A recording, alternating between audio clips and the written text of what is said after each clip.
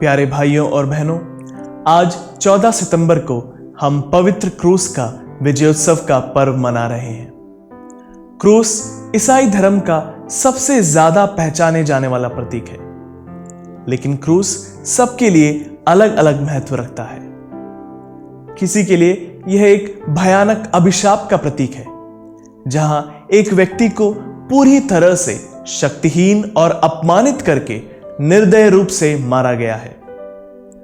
किसी के लिए यह उसके विश्वास का प्रतीक है, यह विश्वास कि यीशु ने अपने प्रेम के खातिर हमें पापों से बचाने के लिए अपने आप को बलिदान कर दिया। इसलिए संत पौल कुरिन्थियों के नाम पहले पत्र अध्याय 1 पद संख्या 18 में कहते हैं, जो विनाश के मार्ग पर चलते हैं वह क्रूस की शिक्षा को मूर्खता समझते हैं, किंतु हम लोगों के लिए जो मुक्ति के मार्ग पर चलते हैं वह ईश्वर का सामर्थ्य है। हमारे लिए क्रूस हमारे जीवन का वृक्ष है। उत्पत्ति ग्रंथ में हम पढ़ते हैं एक वृक्ष के बारे में, जिसके नीचे शैतान ने आदम को अपने वश में किया, और यहां क्रूस जिसके नीचे यीशु ने शैतान को कुचल दिया।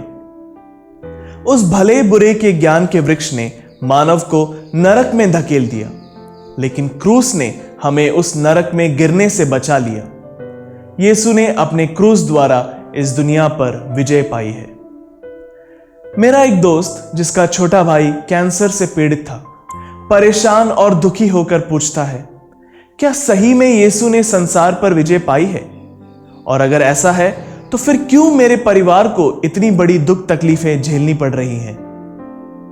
प्यारे भाइयों और बहनों, हमारी रोजमर्रा की जिंदगी में अक्सर हमारे मन में यह सवाल उठता है, क्या सही में यीशु ने संसार पर विजय पाई है?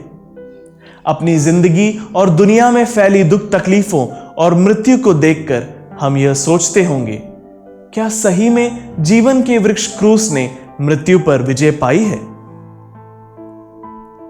संत यूहन्ना के सुसमाचार अध्याय 16 पद संख्या 33 में यीशु यह कहते हैं, संसार में तुम्हें क्लेश सहना पड़ेगा, परंतु ढारस रखो, मैंने संसार पर विजय पाई है।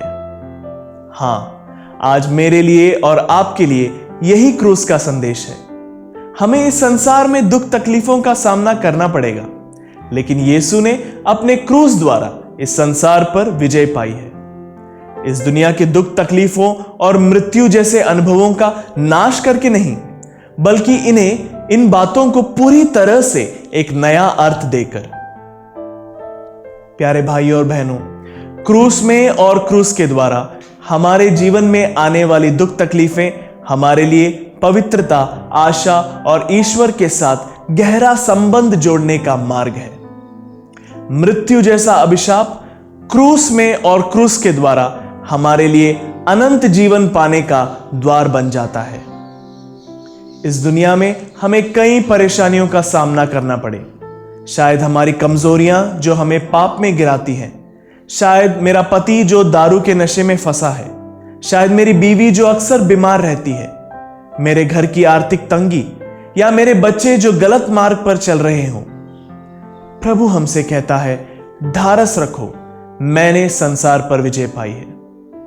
अपने जीवन के दुख तकलीफों का सामना करने की कृपा हमें यीशु क्रिस्त के क्रूस से मिलता है।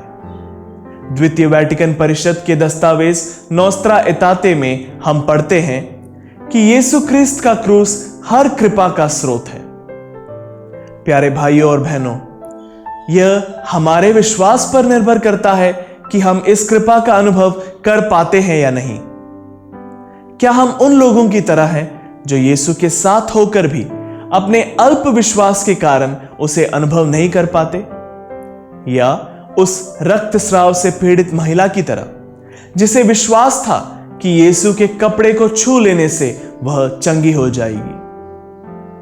आइए हम भी विश्वास करें कि इस जीवन के वृक्ष क्रूस के द्वारा हम सारी कठिन परिस्थितियों का सामना कर सकेंगे।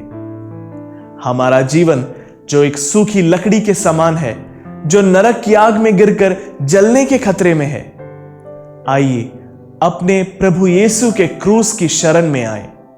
यह क्रूस जो यीशु के पवित्र लहू से भीगा हुआ है, पवित्र लघु से भीगे इस क्रूस को कोई नरक की आग जला नहीं सकती। यूहन्ना के सुसमाचार अध्याय 3 पद संख्या 14 से 15 में हम पढ़ते हैं, जिस तरह मूसा ने मरुभूमि में सांप को ऊपर उठाया था, उसी तरह मानव पुत्र को भी ऊपर उठाया जाना है, जिससे जो उसमें विश्वास करता है वह अनंत जीवन प्राप्त करे। यह क्रूस हमारे मुक्ति का मार्ग है। आमीन।